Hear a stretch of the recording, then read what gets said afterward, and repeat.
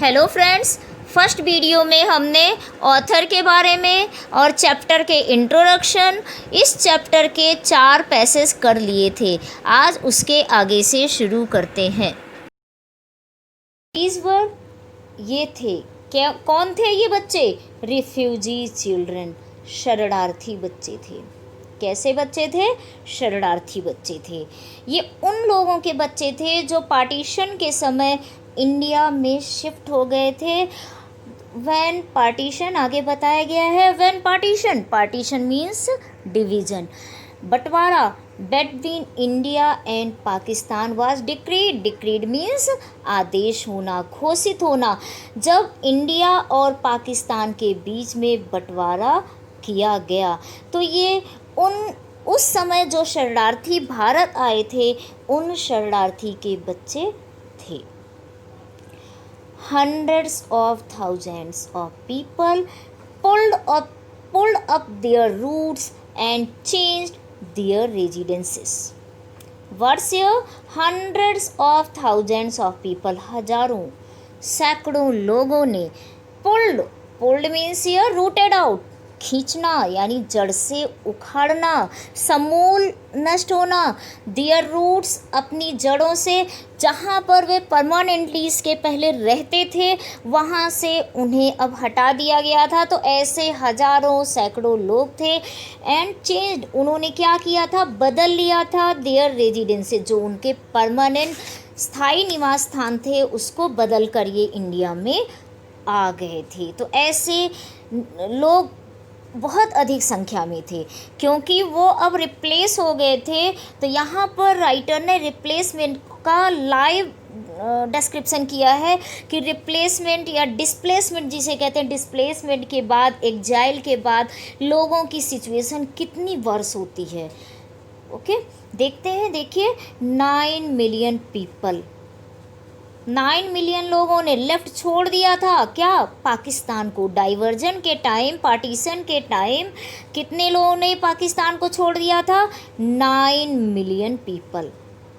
And came to India, Pakistan छोड़कर कहाँ पर आ गए थे? India. Driven by the fear of religious and fanaticism, और किस भय की वजह से ये इंडिया आ गए थे पाकिस्तान से? ड्राइवन मीन्स लीड करना, बाय द फियर डर से, ऑफ रिलीजियस, फेनेटिसिज्म उन्माद, जो धार्मिक उन्माद था उसके भय से, जो धार्मिक कट्टरवादिता थी उसके डर से जो 9 मिलियन लोग थे, इसके आसपास लोग थे, वो पाकिस्तान से इंडिया में आ गए थे। क्यों? रिलीजियस फेनेटिसिज्म की वजह से, धार्मिक कट्टरवादिता की वजह से।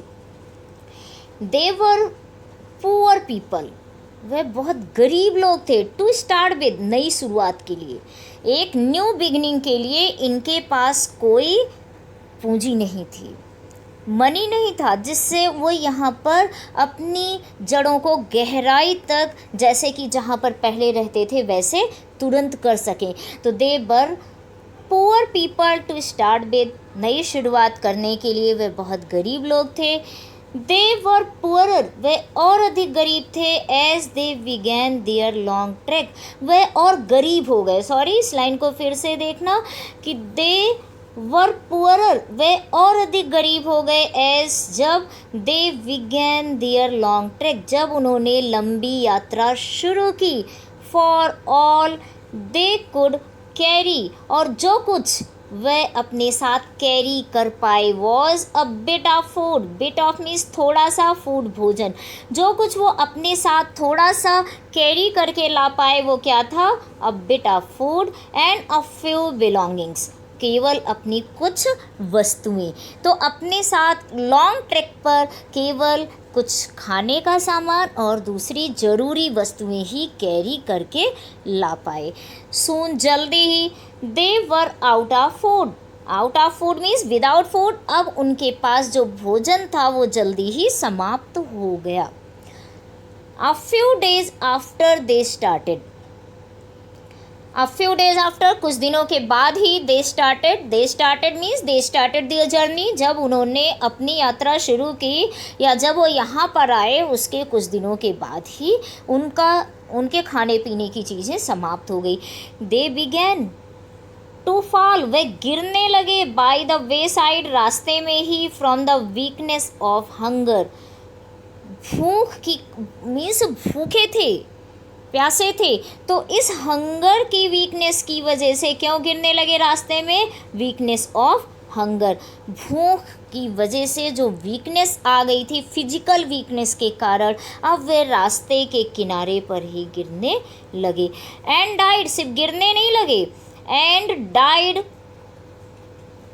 वेयर दे फॉल, और वे मर गए. कहाँ पर? जहाँ पर वे गिरे वहीं पर उनकी मृत्यु हो गई. तो this was very sympathetic, pitiable and miserable condition of refugees who had left Pakistan and came to India. तो रास्ते में ही उन्होंने कितना सफ़र किया और भोजन की कमी की वजह से वो रास्ते में ही दम तोड़ दिए.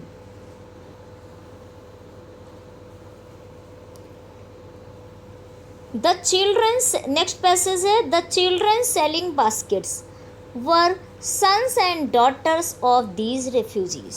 The children selling baskets, जो baskets बेचने वाले बच्चे थे, were sons and daughters of these refugees, ये इन शरणार्थियों के बच्चे थे. तो baskets बेचने वाले बच्चे इन्हीं शरणार्थियों के बच्चे थे. They or their parents or relatives had gathered in the cities.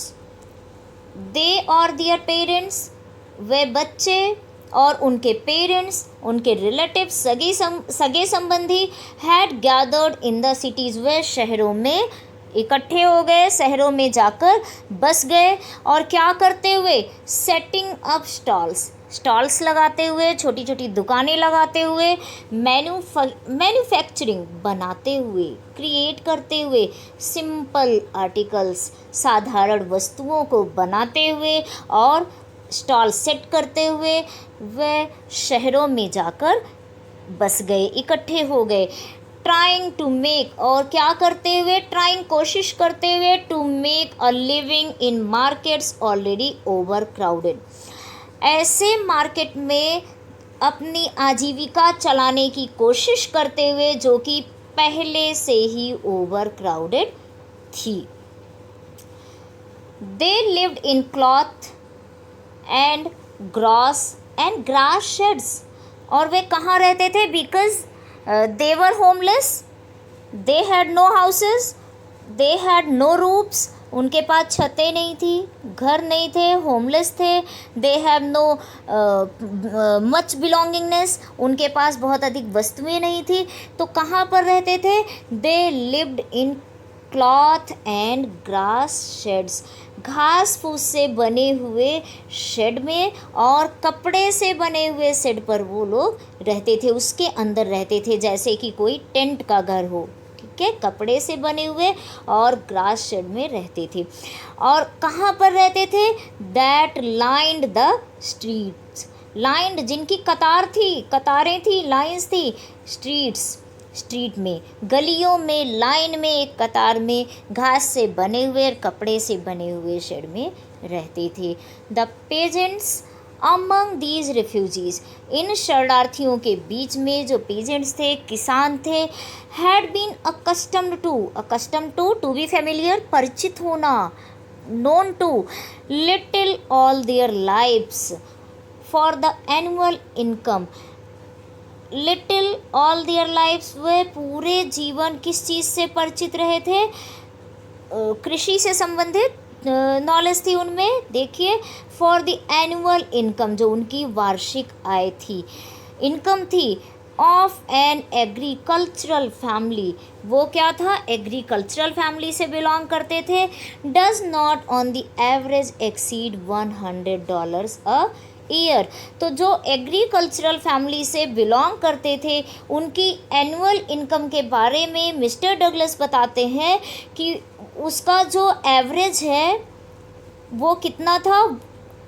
Exceed अधिक नहीं था किससे, $100 अ ईयर, एक साल में $100 से अधिक नहीं था, उसका जो रेशियो था, एवरेज था, वो $100 से अधिक नहीं था। और किसका, उन लोगों का ये एनुअल इनकम है जो कि एग्रीकल्चरल फैमिली से बिलोंग करते थे।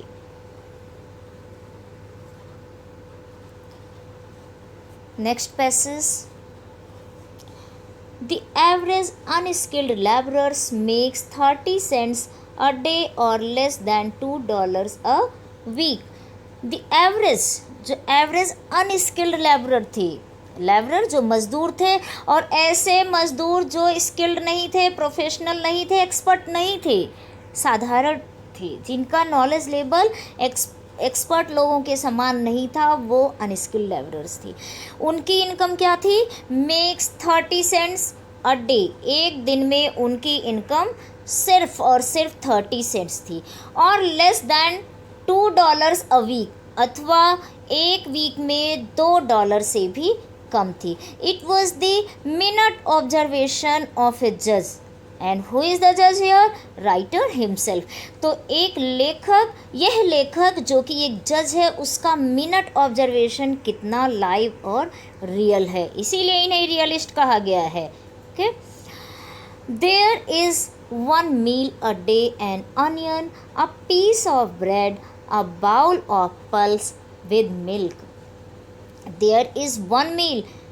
उन्हें बार बार खाना नहीं मिलता था, कितनी बार खाना मिलता था, There is one meal, one time a day, एक दिन में एक बार खाना मिलता था, और खाने में भी क्या मिलता था, an onion, एक प्याज, a piece of bread, रोटी का एक टुकड़ा, a bowl of pulse with milk, इतना उन्हें मिलता था एक ही बार।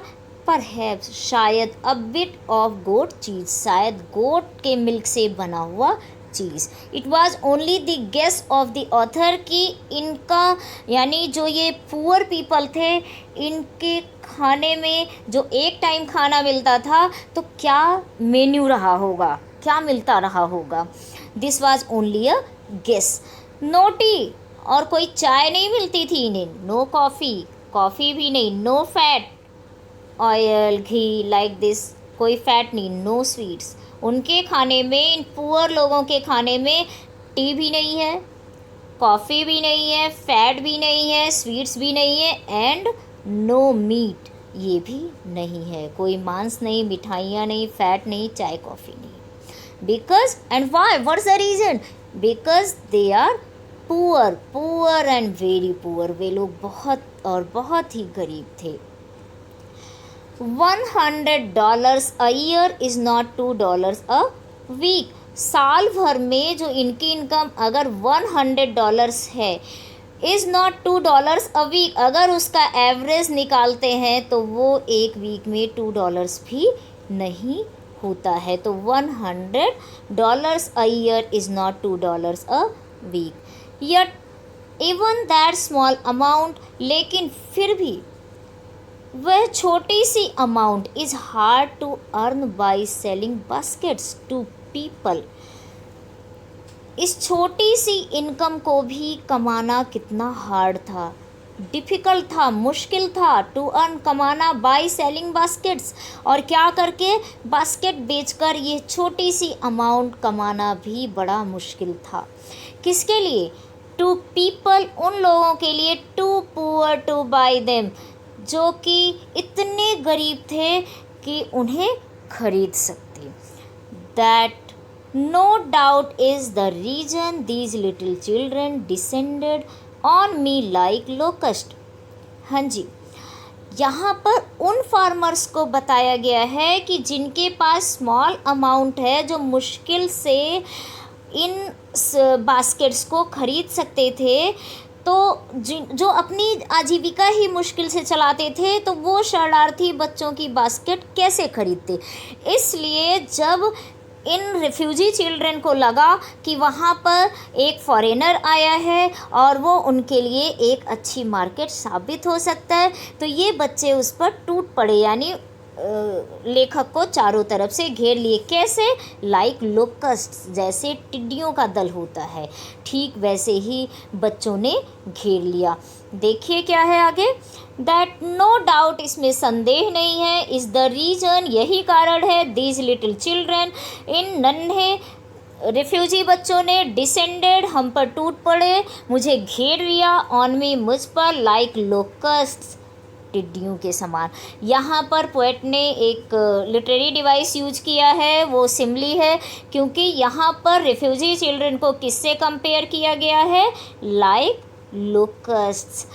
आई एन अमेरिकन, मैं एक American, was doubtless, doubtless means undoubtedly, निसंदेह, मैं एक अमेरिकन, द मोस्ट प्रॉमिसिंग, सबसे अधिक प्रॉमिसिंग था, होपफुल मार्केट था, किन के लिए? दे हैड सीन, जिसे कि उन्होंने देखा था। इस समय जो कि मैं उनके बीच में था, तो मैं उनके लिए द मोस्ट प्रॉमिसिंग मार्केट साबित हो रहा था। यही रीज़न है कि children descended on me like locust, कि वह बच्चे लेखक को चारों ओर से घेर लिए। Why? Because the children wanted to sell their baskets and fans. Next passage.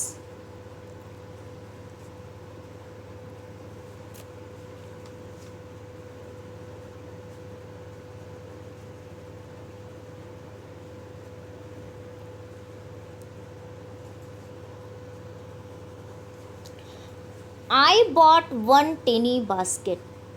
I bought one tiny basket. Tiny means little.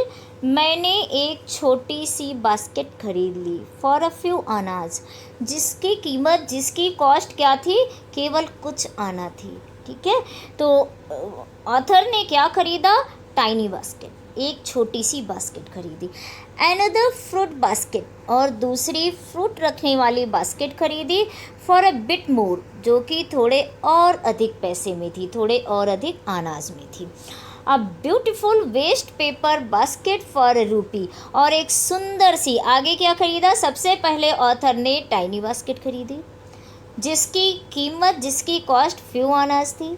Secondly, author ने फ्रूट बास्केट खरीदी, जो उससे थोड़ा सा अधिक कीमत की थी। Next, a beautiful waste paper baskets, एक सुंदर वेस्ट पेपर से बनी हुई बास्केट खरीदी, जिसकी कॉस्ट 1 रुपये थी।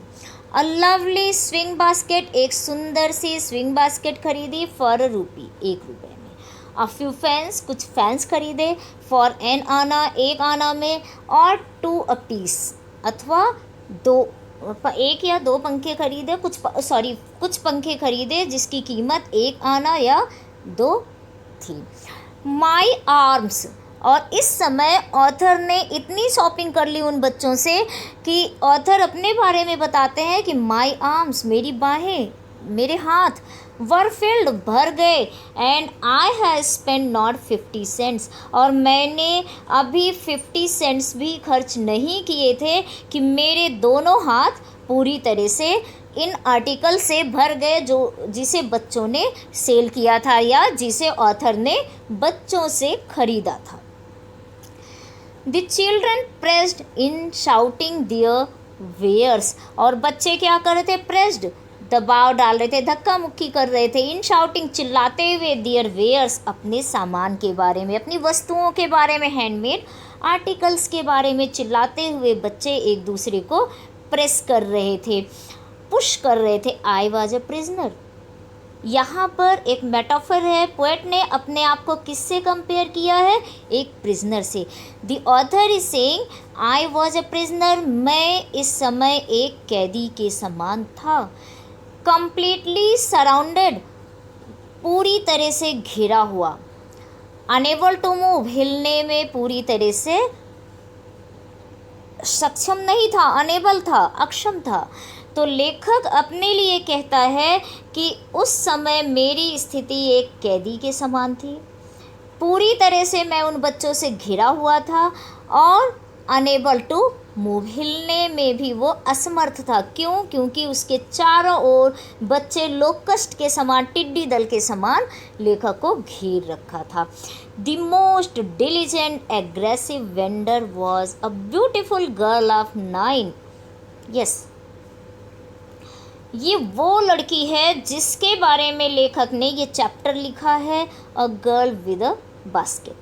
अब लेखक उस 9 ईयर्स ओल्ड बच्ची के बारे में बताता है कि the most diligent means hard working, जो सबसे अधिक परिश्रमी, एग्रेसिव थोड़ी आक्रामक, वायलेंट सी वेंडर है, वेंडर मीन्स सेलर, तो जो सबसे अधिक परिश्रमी, एग्रेसिव सेलर थी वो कौन थी? अ ब्यूटिफुल गर्ल ऑफ 9, वो 9 वर्ष की एक सुंदर लड़की है, सुंदर बच्ची है, right in front of me, जो कि ठीक मेरे सामने खड़ी थी। सबसे सुंदर, सबसे परिश्रमी विक्रेता, अब एक सुंदर लड़की 9 ईयर्स की मेरे सामने खड़ी थी।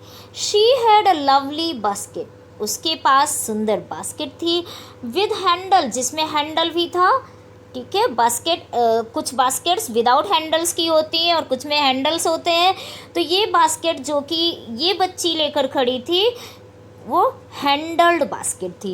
And she wanted a ₹1.50 for it, तो वो इस बास्केट के एक्सचेंज में क्या चाहती थी? यानी उसके हैंडल वाली बास्केट की कीमत थी ₹1.50, ₹1.50, और अबाउट 30 सेंट्स, या लगभग कितनी थी? 30 सेंट्स थी। तो उस बास्केट की कीमत 30 सेंट्स या ₹1.50 थी। She was an earnest pleader, वो एक कैसी थी? अर्नेस्ट, सिंसियर प्लीडर थी। प्लीडर मीन्स यहाँ पर है रिक्वेस्ट करने वाली, तो वो एक ईमानदार रिक्वेस्ट करने वाली लड़की थी। There were tears in her eyes, उसकी आँखों में आंसू थे। She pleaded and begged, pleaded request करना, बेग्ड मांगना, सेम मीनिंग यहाँ पर, प्लीडेड एंड बेग्ड। उसने रिक्वेस्ट किया इन टोन्स, यानी उसके टोन में किस चीज़ की वॉइस थी, किस चीज़ की फीलिंग आ रही थी? प्लीडिंग की, बेगिंग की, रिक्वेस्ट की, तो उसकी आवाज़ में रिक्वेस्ट था। That would ring, ring means ऐठना, उमेटना, यहाँ पर मेल्ट करना, एनी हार्ट, तो उसके वॉइस में जो रिक्वेस्ट की फीलिंग थी वो किसी के भी हृदय को पिघला देती। ऐसी लड़की से लेखक बहुत इम्प्रेस हुआ, जिसकी एज 9 ईयर्स की थी। आगे यह लड़की बास्केट बेच पाती है या नहीं, या लेखक का क्या रिएक्शन होता है, आगे के पैसेज में देखते हैं। What happened with the girls and the author's and the author. My arms were full, yes, लेखक के हाथ क्या थे इस समय? भर गए थे। Means he has no place, उसके हाथ में बिल्कुल जगह नहीं थी कि वह उन बच्चों की कोई भी वस्तु और ख़रीद सकता। I had no room, room means place, यहाँ पर जगह, तो मेरे पास कोई जगह नहीं बची थी। Let alone any need for another basket, let alone any need, और ना ही उसको कोई ज़रूरत थी फॉर अनदर बास्केट, किसी और बास्केट के लिए उसे और कोई आवश्यकता भी नहीं थी। बैलेंसिंग माई बास्केट्स, उन बास्केट को बैलेंस में करते हुए जिसको उसने बच्चों से ख़रीदा था, एंड फैंस, बास्केट्स और फैंस को बैलेंस में लाते हुए, ऑन माई लेफ्ट आर्म, अपने बाएं हाथ में, तो अपने बाएं हाथ में बास्केट्स और फैंस को बैलेंस करते हुए, I reached into my right coat pocket, I reached का मतलब मैंने अपने हाथों को पहुंचाया, कहाँ पर? माई राइट कोट पॉकेट, अपने कोट के राइट पॉकेट में लेखक ने अपना हाथ डाला। क्यों? क्योंकि वो कुछ पैसे निकालना चाहता है, दैट्स वाई, यही कारण है कि उसने अपने हाथ को राइट कोट के पॉकेट में डाला। And got an handful of change, handful, मुट्ठी भर चेंज निकाले, परहैप्स 15 सेंट्स। शायद वह 15 सेंट्स थे इन ऑल, पूरे वो 15 सेंट्स थे, विच आई डिपॉजिटेड इन द बास्केट, जो कि मैं उसके बास्केट में डाल सका था। किसके बास्केट में? वो जो 9 ईयर्स की बच्ची है उसके बास्केट में मैंने 15 सेंट्स डाल दिए। That the young girl held imploringly, that, और उस बास्केट में डाल दिए। किस बास्केट में? उस बास्केट में जिसे यंग गर्ल ने पकड़ रखा था, इम्प्लोरिंगली, विनती करती हुई, रिक्वेस्ट करती हुई कि मेरी बास्केट खरीद लो। बिफोर मी, मेरे सामने, जो लड़की मेरे सामने रिक्वेस्ट करती हुई खड़ी थी, उस यंग गर्ल के बास्केट में मैंने 15 सेंट्स डाल दिए। I tried to explain that I could not buy the basket. मैंने कोशिश किया एक्सप्लेन करने का। क्या एक्सप्लेन करने की कोशिश किया? That I could not buy the basket, कि मैं बास्केट नहीं खरीद सकता था। But extended the gratuity as a substitute, लेकिन मैंने क्या किया? एक्सटेंड किया।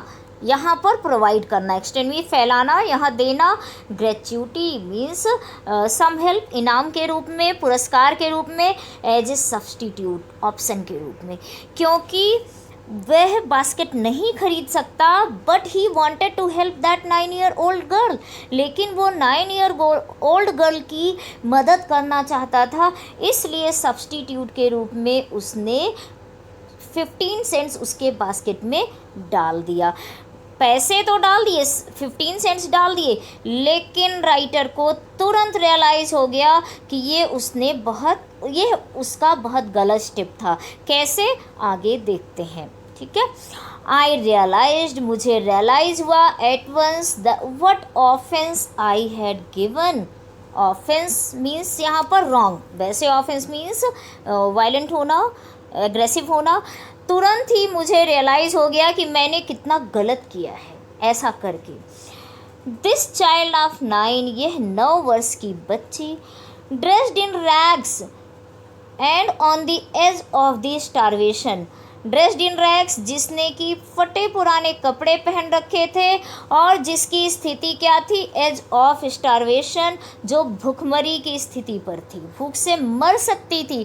तो this child of 9 dressed in rags and on the edge of starvation, यह 9 ईयर्स की बच्ची जो कि फटे पुराने कपड़ों में थी और जो स्टारवेशन के कगार पर थी, भूखमरी के कगार पर थी। उसका रिएक्शन क्या हुआ? जब लेखक ने कुछ पैसे 15 सेंट्स उसके बास्केट में डाल दिया, लेकिन बास्केट नहीं खरीदा, बिना बास्केट खरीदे हुए उसको पैसे दिए, तो उस बच्ची का रिएक्शन क्या था? बहुत इम्पॉर्टेंट सीन है इस चैप्टर का। रेज्ड हर चिन, उसने अपनी चिन उठाई। Reached into the basket, reached into the basket, basket में हाथ डाला, यानी बास्केट तक गई। And with all the pride and graciousness, all the pride, पूरे गर्व के साथ, ग्रेशियसनेस, शान के साथ, ऑफ ए लेडी, एक इंडियन लेडी के अंदर जो प्राइड और ग्रेस होता है, उस फीलिंग के साथ, उस भावना के साथ, उस पैशन के साथ उस बच्ची ने क्या किया? Handed the money back to me, उसने वह पैसे मुझे वापस हैंड ओवर कर दिए, मुझे वापस लौटा दिए। बहुत इम्पॉर्टेंट लाइन है, बहुत अच्छी सी लाइन है इस चैप्टर की, इसलिए फिर से देखेंगे। क्या है यहाँ पे?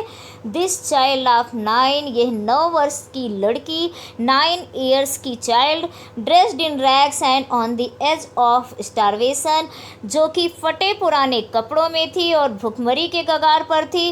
रेज्ड हर चिन, उसने अपनी चिन उठाई। रीच्ड इनटू द बास्केट, और बास्केट में हाथ डाला।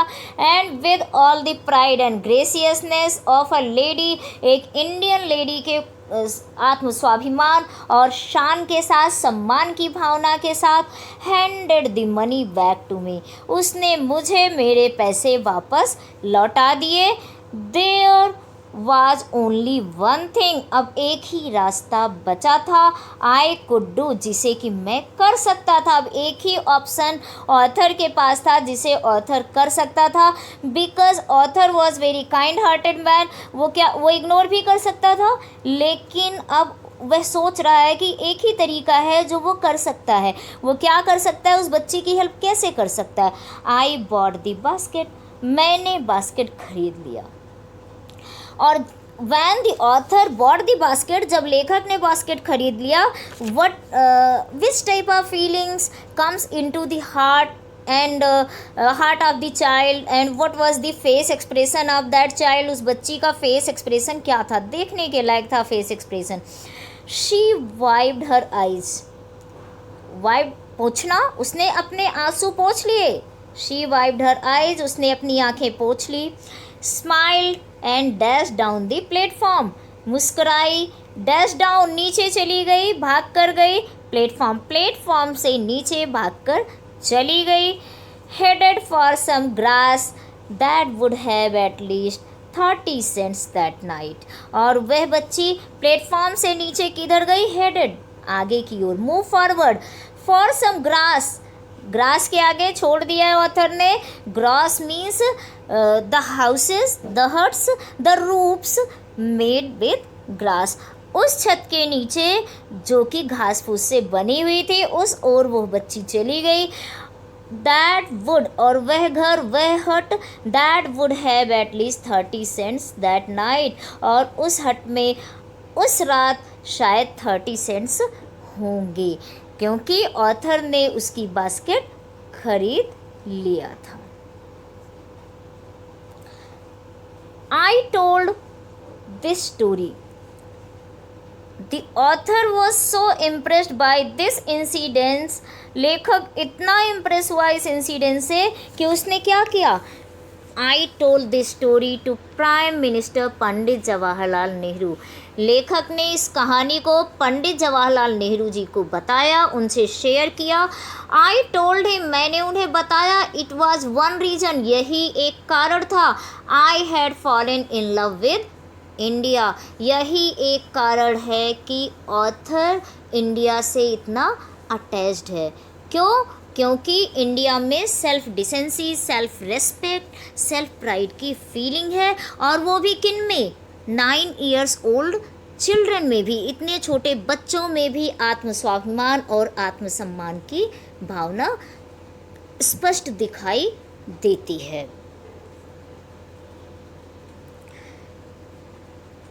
द पीपल आई सा इन इंडिया, लास्ट पैसेज है इस चैप्टर का, और बहुत ही इम्पॉर्टेंट चैप्टर है, वेरी इम्पॉर्टेंट है बेटा।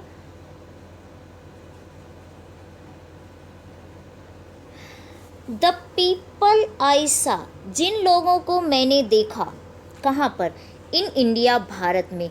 Those in the village as well as those in high office, चाहे वह गांव हो या कहाँ पर हो, ऑफिस में। तो उन लोगों को जिन्हें मैंने इंडिया में देखा, चाहे वो गांव के लोग हों या ऑफिशियल लोग हों, office means your posted on any official post, चाहे वो ऑफिशियल पोस्ट पर उच्च पदों पर आसीन हो, have both pride and a lively sense of decency, उनमें कौन सी फीलिंग है, प्राइड, गर्व की भावना है, स्वाभिमान है, sense of lively, sense of decency, शिष्टाचार की भावना है, एंड सिटीजनशिप, नागरिकता की भावना है, इंडियननेस है, भारतीयता की भावना है, पैट्रियोटिज्म है। The author says in this passage that whoever comes before his eyes, he has observed keenly the sense of pride, self-respect and decency, citizenship etc. इन चीज़ों को उसने ऑब्जर्व किया। They also have a passion for independence, और उनमें independence की feelings भी थी, यानी अपने आप को मुक्त रखने की, आज़ाद करने की भावना भी थी। पैसन मीन्स डीप फीलिंग, गहरी भावना थी उन लोगों में अपने आप के इंडिपेंडेंस के लिए, फ्रीडम के लिए। दिस ब्यूटीफुल चाइल्ड, यह सुंदर बच्ची, बॉर्न इन स्क्वालर एंड पॉवर्टी, जिसका जन्म स्क्वालर मीन डर्ट प्लेसेस पर हुआ था, एंड पॉवर्टी और एक निर्धन परिवार से थी। वह 9 ईयर्स ओल्ड चाइल्ड, वह 9 वर्ष की बच्ची, जिसका जन्म एक गंदे और गंदगी में हुआ था, जहाँ पर कुछ हाइजीनिक नहीं था, और पॉवर्टी में हुआ था, पुअर फैमिली से बिलोंग करती थी, uneducated in both grammar and manners, जो कि क्या थी, इलिटरेट थी, अशिक्षित थी। किस पॉइंट ऑफ व्यू से वो अशिक्षित थी, नॉलेजेबल नहीं थी, एजुकेटेड नहीं थी? ग्रामर, लैंग्वेज के पॉइंट ऑफ व्यू से, मैनर्स, एटीट्यूड और बिहेवियर के पॉइंट ऑफ व्यू से वो पूरी तरह से इलिटरेट थी। लेकिन फिर भी उसने ऑथर के मन में, ऑथर के माइंड में कभी ना मिटने वाले निशान छोड़ दिए, कभी ना मिटने वाली छाप छोड़ दी। हैड गिवन मी, उस बच्ची ने क्या किया? हैड गिवन मी, मुझे दिया, a glimpse of the warm soul of India, भारत के वार्म सोल को दिखाया। यानी भारत कितने सिंपैथी और कितने वार्म फीलिंग से भरा हुआ है, ऐसे हार्ट वाले इंडिया का एक ग्लिम्स, एक झलक मुझे दिखाई दी। और किसके थ्रू लेखक ने ये सब चीज़ें महसूस की? उस 9 ईयर्स ओल्ड चाइल्ड से। और लेखक इतना ओवरवेल्म हुआ, इतना भावना से ओतप्रोत हुआ, अभिभूत हुआ कि उसने इस चैप्टर को उस बच्ची के नाम पर ही लिख दिया, a girl with a basket. देखते हैं इसमें इम्पॉर्टेंट पैसेज कौन कौन से हैं एक्सप्लेनेशन के पॉइंट ऑफ व्यू से, कि कौन सा पैसेज आपके एग्जाम में आ सकता है एक्सप्लेन करने के लिए। मैं अभी आपके पैसेज पर टिक लगा दूंगी, जो इम्पॉर्टेंट है आप उसको अपने बुक में टिक कर लेंगे। ये पैसेज है आपका, at one station, my routine of talking with the people from here to there desire. ये इम्पॉर्टेंट पैसेज है एक्सप्लेनेशन के लिए, टिक कर लेना। नेक्स्ट पैसेज है, दीज वर रिफ्यूजी चिल्ड्रन, यहाँ से लेकर फेनेटिसिज्म तक, ठीक है, ये भी आप टिक कर लेंगे। और इसको मैंने जो भी पढ़ाया है उसको अच्छे से प्रिपेयर कर लेंगे। नेक्स्ट पैसेज देखते हैं, the children selling baskets were sons from here, यहाँ से लेकर ऑलरेडी ओवर क्राउडेड, यहाँ तक ये पैसेज इम्पॉर्टेंट है एक्सप्लेनेशन के पॉइंट ऑफ व्यू से। नेक्स्ट देखते हैं,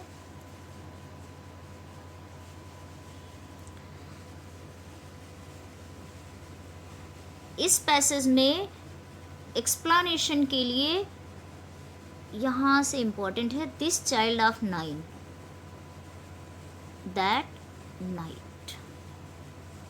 next passage which is very very very important, और पढ़ाते समय भी मैंने आपको बताया था, वो पैसेज लास्ट पैसेज है इस चैप्टर का, द पीपल आई सा इन इंडिया, यहाँ से लेकर सोल ऑफ इंडिया तक। ओके, और एक्सप्लेनेशन करते टाइम आपको पता है कि आपको रेफरेंस, कॉन्टेक्स्ट एंड एक्सप्लेनेशन लिखना होता है। स्टूडेंट्स, अगर रेफरेंस, कॉन्टेक्स्ट, एक्सप्लेनेशन के साथ साथ आप कुछ क्रिटिकल कमेंट्स भी लिखते हैं तो आपको बहुत ही अच्छे मार्क्स मिलेंगे। किसी और वीडियो में मैं आपको reference to the context with explanation as well as critical comments लिखना बता दूंगी।